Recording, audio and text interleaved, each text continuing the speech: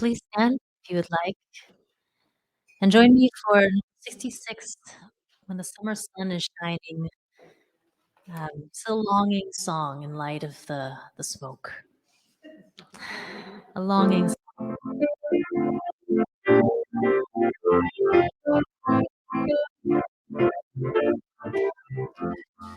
When my sun is shining over golden and sea, and the flowers in the meadow welcome butterfly and bee. And my heart is glowing for everyone. And I feel an inner beauty which reflects the sunrise sun. When the sun comes up without completed rain, and the seas so lively, and the grass is green again.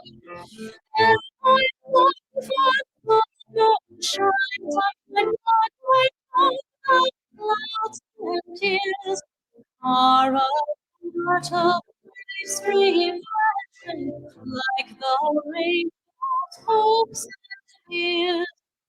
In the cool of summer evening, when the dancing insects play, and in garden sweet and meadow linger echoes of the day. And my heart is full of young hopes and memories of my dream reaching inward to the corners of my soul.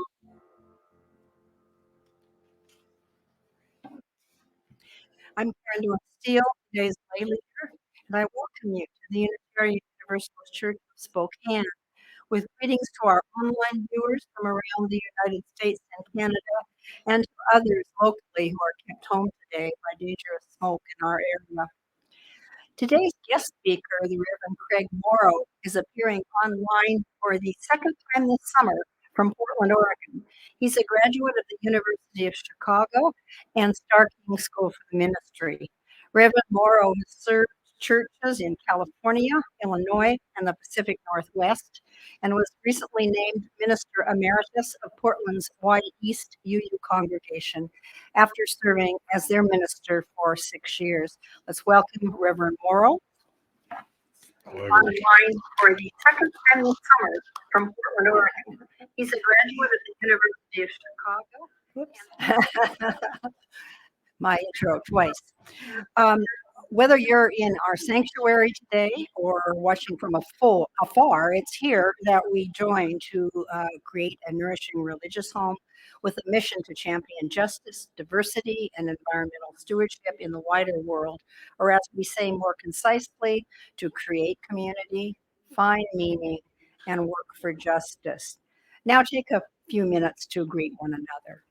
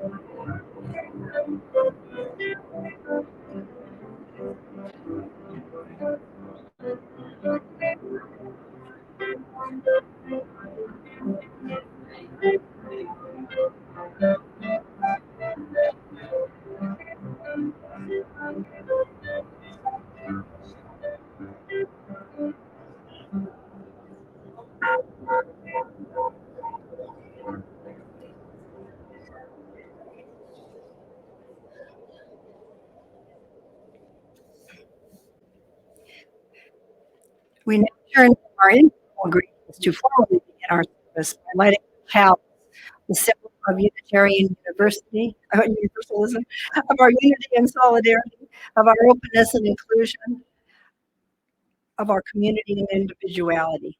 May this small flame be our offering of warmth to those who are cold and alone, and a light to those in darkness. May it be a flame that ignites justice in our world and a beacon of hope to those in need. And may it reflect at least a spark of truth wherever truth has been lost, and cast a healthy shadow of doubt where it has been found. The French Enlightenment writer François-Marie Arouet, better known as Voltaire, cast a gimlet eye on religion. Of all religions, Voltaire wrote in the 18th century, Christianity should have inspired the most tolerance, but until now, he said, Christians have been the most intolerant of men. Today, Reverend Moro will be taking us back to 17th century Transylvania, where Voltaire's observation was highly relevant. The brutal religious wars there were a Unitarian version of the time of troubles, to use a phrase from a more recent religious battle in Ireland. As we learn more about Unitarianism's battle to survive over 300 years ago, let us reflect on an excerpt from our own hymnal by James Luther Adams. I call that church free, which enters into covenant with the ultimate source of existence. I call that church free, which brings individuals into a caring, trusting fellowship. It is open to insight and conscience from every source. It bursts through rigid traditions, giving rise to a new and living language, to new and broader fellowship.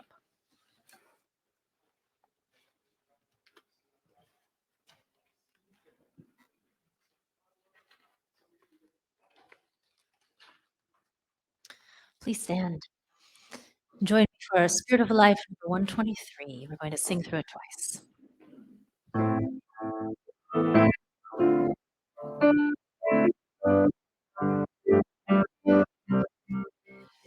Spirit of life, come unto me, sing in my heart all the stories of my passion. Lord, in the wind, rise with us, move in our hand, giving life, change of justice. It's hold me close, will set me free. Spirit of life, come to me, come to me. Spirit of love, come unto me. Sing in my heart the stories of compassion. Lord,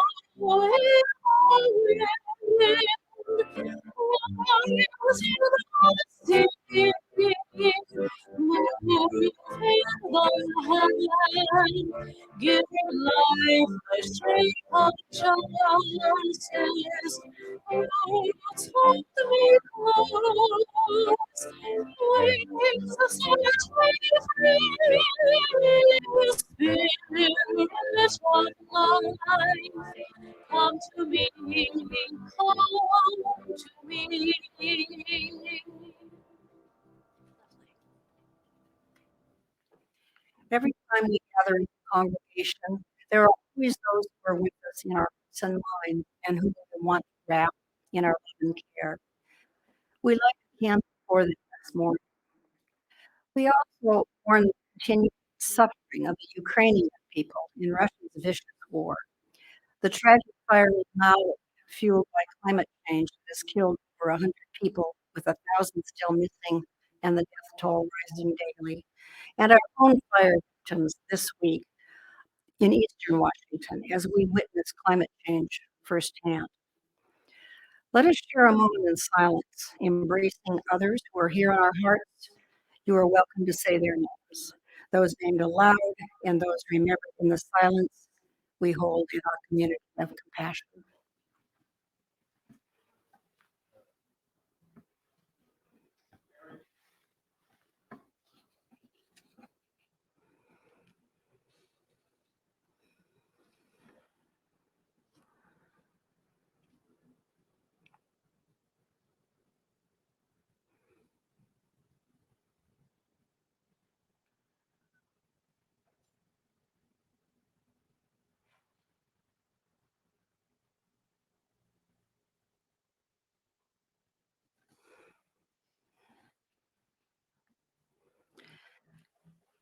We now gratefully give and receive this morning's offering, which sustains this community and its mission to the larger world. Today's special collection is for the Crosswalk Youth Center, which has been serving homeless teens for decades and especially now needs help in the midst of a housing crisis. You'll find envelopes in your order of service, and should you so choose, you can contribute through those envelopes.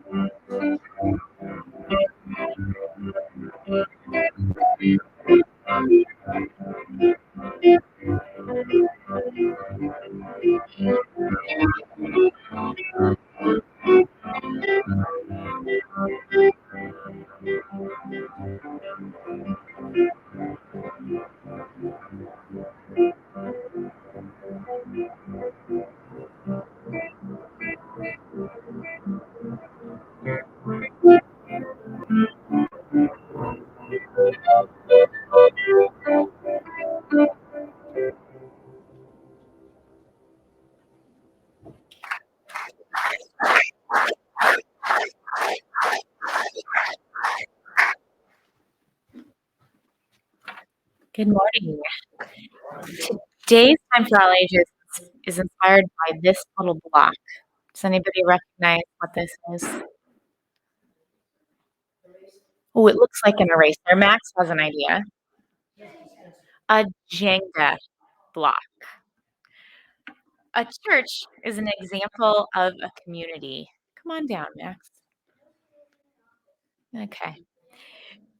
Whether we're talking about a Unitarian church 400 years ago or our own meeting this morning in Spokane and online, we are coming together for a reason. And whenever a group comes together, there are some agreements about how we ought to behave with one another. It's kind of like classroom rules. I know the kids are going back to school in just a few short weeks. And can you imagine what it would be like if you showed up on the first day of your school and the teacher said, "There's no rules"? You might think it would be awesome, but really it would feel chaotic. Rules, agreements, covenants, whatever you want to call them, are helpful.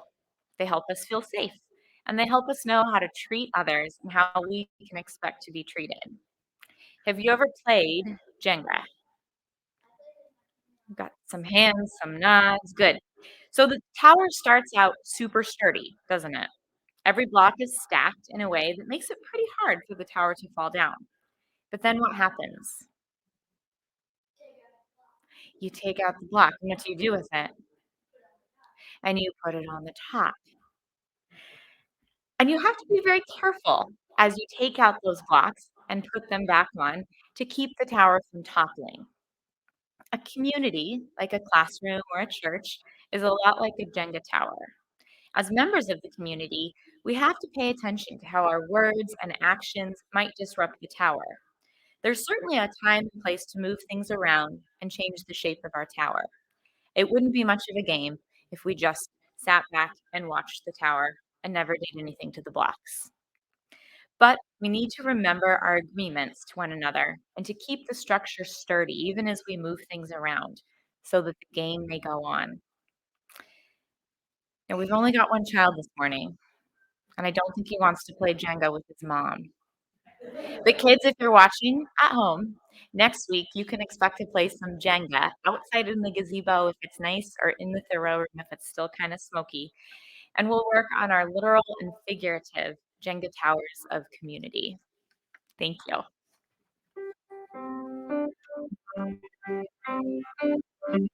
Go now in peace, go now in peace. May the spirit of love surround you everywhere, everywhere you may go.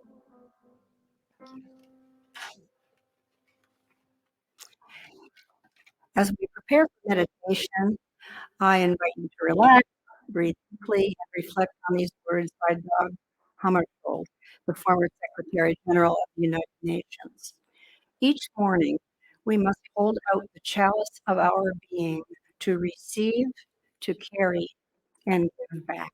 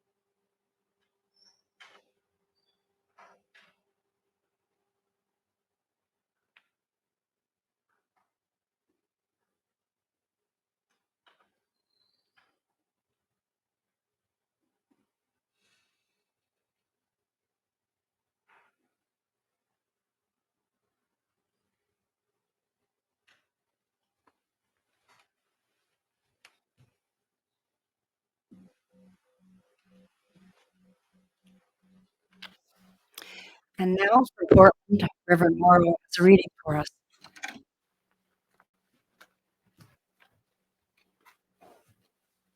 Thanks very much, Karen.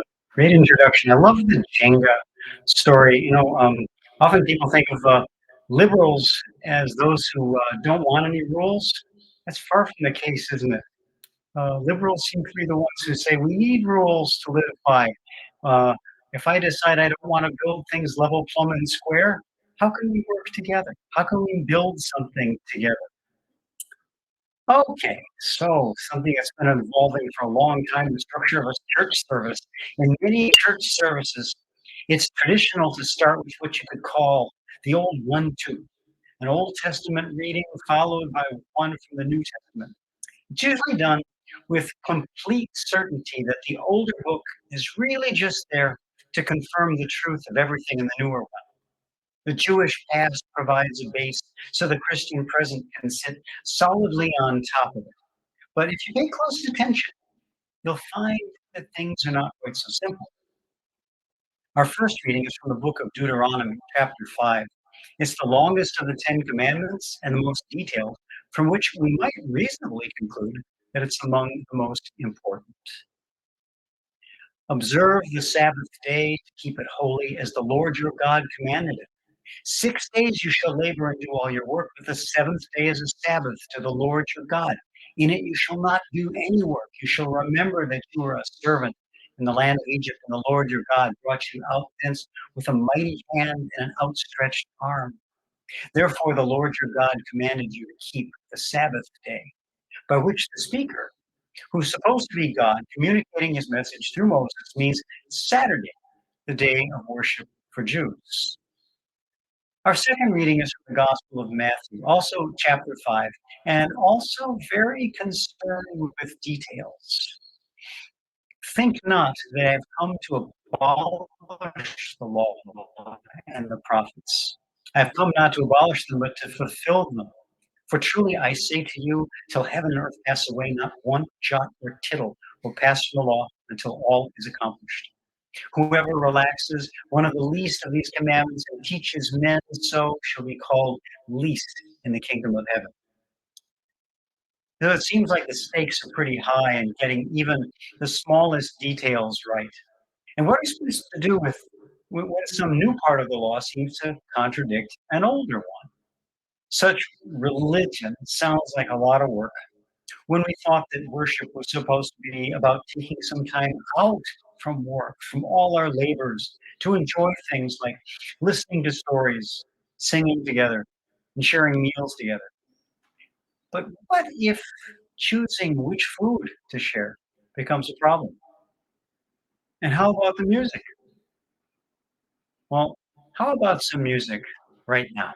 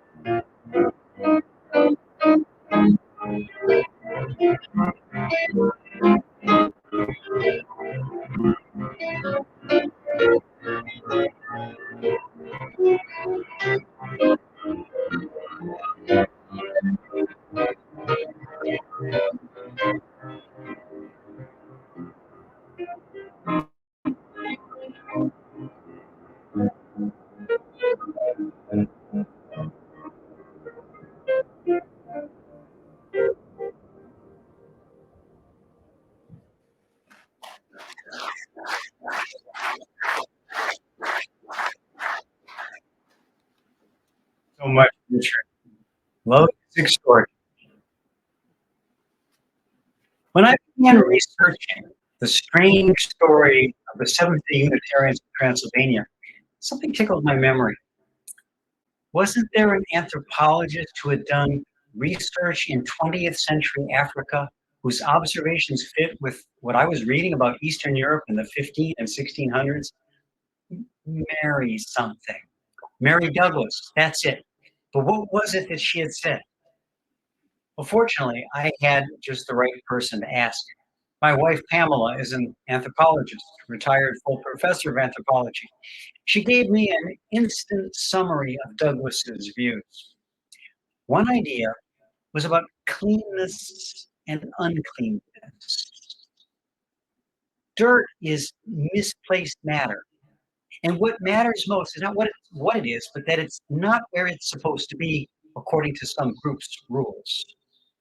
Blood is a very good example. Ancient Hebrews and modern Jews take pains to remove every trace of it from food, while other groups can consume it freely, some of them fresh from the animal. The next idea is about categories. Proper placement is not only a matter of physical location, we also want things to fit into a clearly defined category. So for Jews, again, pigs are a problem because they don't have a hoof. They do have a hoof, but they don't chew cud like other hoofed animals. Can we show that slide that I sent of the unusual animal? There we go. Feast your eyes. Anyone know what that is? It's not a Jenga block. The pangolin is a mammal that looks like a reptile, but has scales like a fish, has no teeth at all. It lays eggs, but nurses its young. So what the heck is it? And then should eating it be taboo or maybe reserved for exceptional people to eat as a sign of their exceptionalness?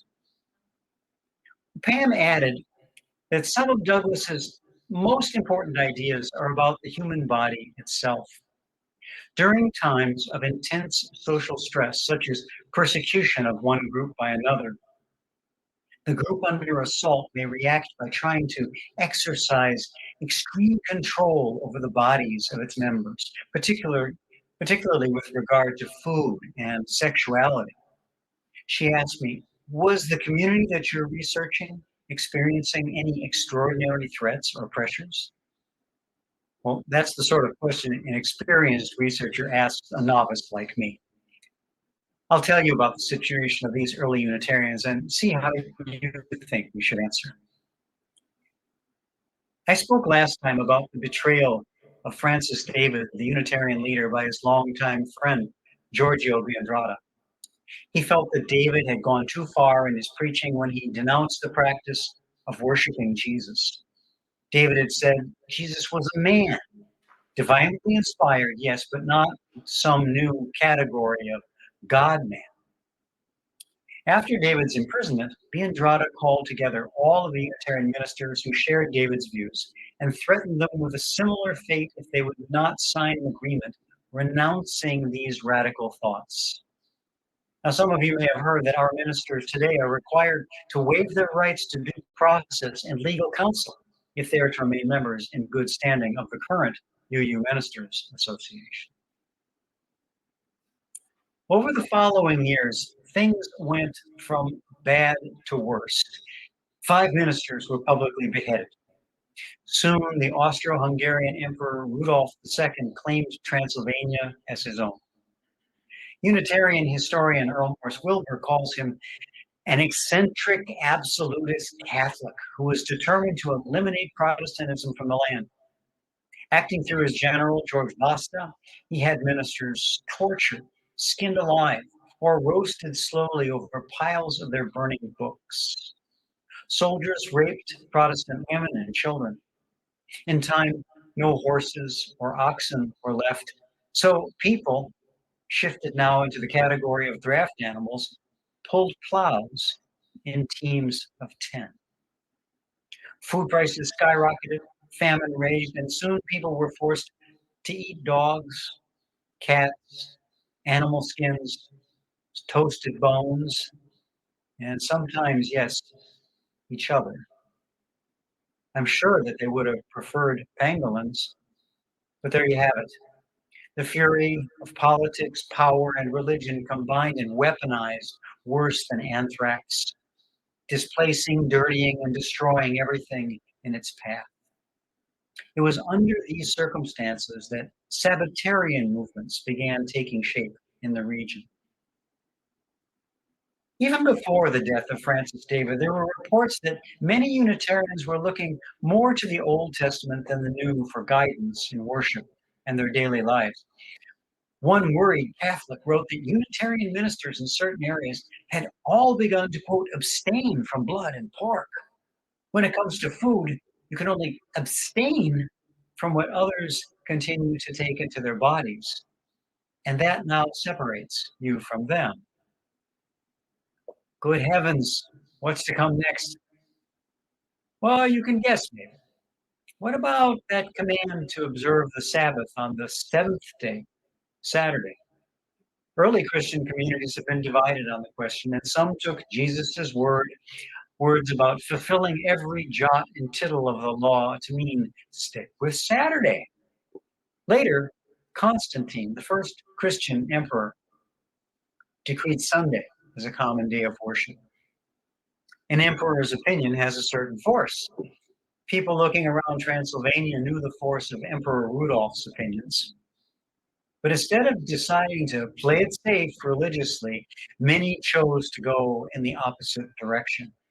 Besides keeping a Saturday Sabbath, avoiding blood, pork, and other foods deemed unclean by the Old Testament, they also began to observe that book's days of fasting and feasting, and to practice circumcision for all males.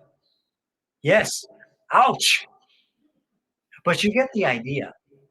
What was it that Mary Douglas said about groups under pressure? They might react by trying to exercise extreme control over the bodies of their members, particularly with regard to food and sexuality. Eat this, cut that. Andrew Aosi was a follower of Francis David. He was a nobleman who had lost his wife and children to disease that had struck their home. He began a close study of the Bible while he too was convalescing from illness and soon became convinced of many Seventh day or Sabbatarian views. Excuse me. Though a layperson, he began on a prophetic mission of preaching these views, first to families and neighbors, and then beyond. He'd been down, but he was not out, much like the Unitarian community as a whole in those days. Down, but not out.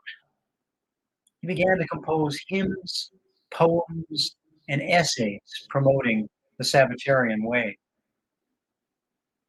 Unitarians could no longer gain access to printing presses, so Aosi paid for these to be hand copied. Such handmade texts appearing in a sea of print. Remember my last sermon when I talked about the importance of the printing press, the different sizes of books, and how print was suddenly everywhere. So these handmade texts must have enhanced the special feeling of the ideas they contained. Many people received them eagerly and asked for more. Others greeted them with horror. What do you mean? Jesus is the Messiah and the greatest of the prophets, but not the Son of God. Mosaic law with its dietary restrictions, circumcision for males, and strict Saturday Sabbaths with no work allowed. Does that still hold for Christians? What kind of religion is this? It was like a spiritual pangolin that fit no category at all. By 1600, though the majority of Sabbatarians were Unitarians, the majority of Unitarians were not Sabbatarians, but they were getting uncomfortable. Teachings about God and Jesus were mostly the same in both branches. The difference was in religious practice. Sometimes that's where we feel our differences the most. We can voice somewhat different beliefs and say, oh, how interesting. I never thought of that. But if we actually do something different, our hackles go up, especially when it involves the body. Differences become less interesting and more disturbing. If pork and blood are unclean for you, but I still consume them. Now, does that make me unclean? If you consecrate Sunday as a day of rest, but I've got to work to get the crops in, does that make me a sinner in your eyes? If you believe that circumcision is required for all men to be holy, do I dare go to sleep when you live next door in a house full of knives and scissors? You can see how easy it would be for our imaginations to spin out of control. Sometimes religious teaching gets ahead of practice, which needs time to catch up. No doubt the Sabbatarians felt that they were simply taking the teachings they shared with most Unitarians to the next practical level. Those other Unitarians may have felt that their Seventh-day brothers and sisters were letting practice get ahead of thinking things through. It's possible for that to happen even here today. Well, for example, let's try a show of hands, whether you're in the virtual space on Zoom or in the sanctuary. How many of you are strict vegetarians? How about vegans? How many avoid red meat, preferring fish and poultry? How many like to have a big old juicy steak at least once a week? Now, how does that fit with your religious beliefs or our shared UU principles? How many of us are designated organ donors? How does that fit? How many of us plan to be buried in a coffin? Who has purchased space in a mausoleum above ground? Who has let your family know that you prefer cremation? Why? Does that fit with respect for the inherent worth and dignity of every person or the interdependent web of all existence of which we are a part? I think you could explain how it does fit for you, but it would seem very strange if you also began insisting on cremation or vegetarianism or a high protein all meat diet for everyone here on pain of being excluded from religious fellowship. That would seem very contrary to the spirit of this church. But that's the kind of thing that often happens in religious history. It's happening today as those in our movement who devoutly believe in a certain theory seek to punish and exclude those who do not find its assertions to be convincing or helpful, and who do not want to see such a theory replace a religion of free thought and expression with one that treats every human interaction as one of oppressor versus oppressed. Briefly, it looked like Sabbatarianism might win the day, or at least win an enduring place as an alternative Unitarian community, alongside the Sunday service goers. Simon Pichy was a talented scholar who'd been hired as a tutor for the three sons of Andrew Aossi, the man behind those handmade books. Aossi recognized his brilliance and sent him abroad to study in such places as the Ottoman capital, Istanbul, not far away, to Italy, to North Africa, Spain, and France. He returned fluent in 12 languages and with a profound knowledge of Jewish learning, plus, no doubt, some first-hand knowledge of Islam, which also affirms one God only and no funny stuff about the divine reality existing as three distinct persons. Ayossi's sons had died, and he made Pecci the heir to his substantial fortune and estates. He entered public service, became an advisor to several princes, and was for a time, quote, the most powerful man in Transylvania until he fell victim to political intrigue among the local nobles. Things could have turned out differently, and we too might have been meeting on Saturdays and being very careful about what flesh we eat, what skin we cut, and where and when we cut it. Sabbatarian groups would arise from time to time from the Reformation to the present, and some have become established churches with their own institutions of learning. Some have had a great deal of influence on our daily lives. Another show of hands. How many of us had cereal for breakfast this morning?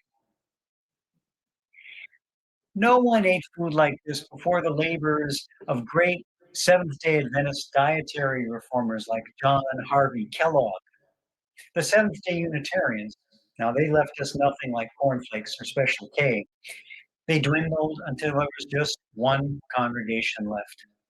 When in 1867 the Hungarian government passed measures ensuring the safety of Jews in the region, the last congregation chose to adopt Judaism. Local Jews were willing to adopt and embrace them as well. And so ended the story of an unusual church as the story of an unusual synagogue began. Can we show our strange animal again? There he is. I hope I'll get a chance to visit that congregation someday to see how they have mixed this and that like the pangolin and what they've done with their space to express their unique vision and purpose in the world. We can take it down now. Just as I always look forward to seeing what you'll do next with yours as you grow into a national, even international, free religious congregation. I guess it's something like a pangolin, a bit of this, a bit of that,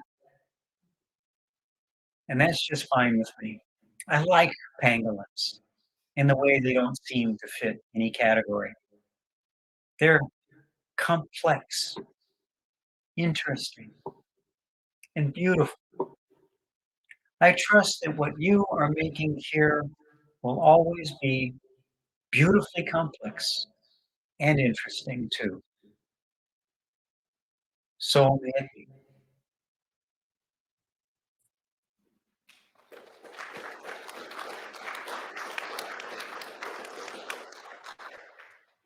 Thank you, Reverend Moro. Please stand for our last hymn. This one, number 338, Seek the Spirit of a Child.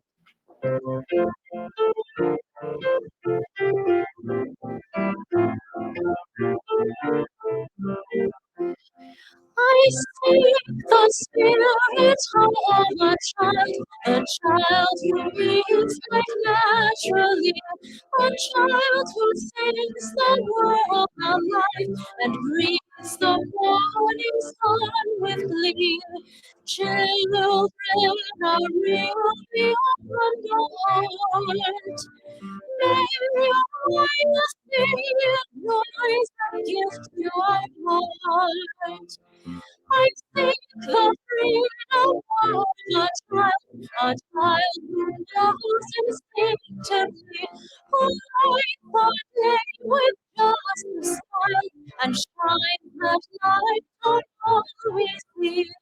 Children are real beyond the fears. May I see hope's a gift to our tears.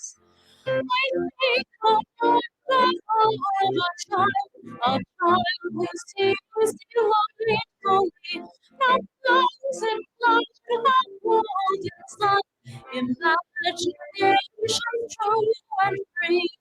Children are real beyond the lines.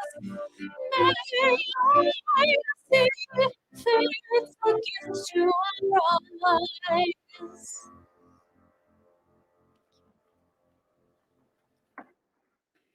As we depart today, I leave you with the words of Yale history professor Timothy Snyder, a scholar of 20th century religious and political catastrophes, on how to be a patriot.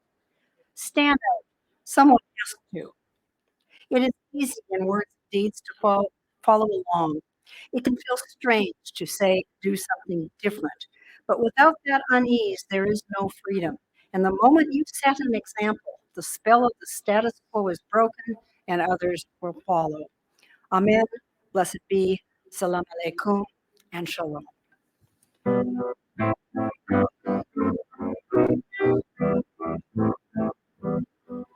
Shalom,